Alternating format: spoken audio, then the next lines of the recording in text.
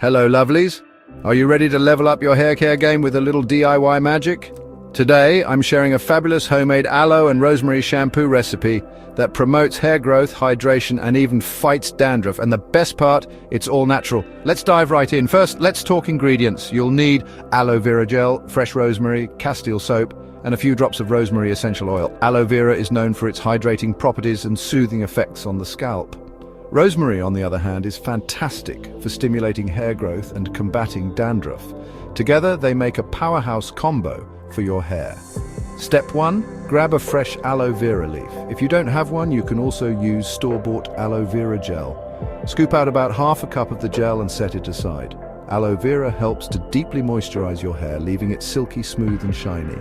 Step 2. Now take a handful of fresh rosemary leaves. Boil them in a cup of water for about 10 minutes. This creates a potent rosemary infusion packed with nutrients. Once it's done, strain the leaves and let the water cool. Next, mix your ingredients.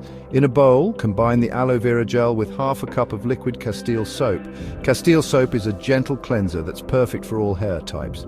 Add in your cooled rosemary infusion and stir well. To give your shampoo a little extra boost, add 5 to 10 drops of rosemary essential oil. This oil not only smells amazing, but also enhances the shampoo's anti-dandruff and hair growth properties. Mix everything together until it's well combined. And voila, your homemade aloe and rosemary shampoo is ready. Pour it into a bottle and store it in the fridge. Use it just like you would any other shampoo. Lather it into your scalp, massage for a minute or two, and then rinse thoroughly.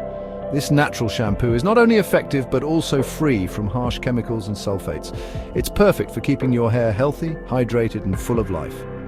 Plus, making your own shampoo is a wonderful way to ensure you know exactly what's going into your hair care routine. Give it a try and let me know how it works for you in the comments below.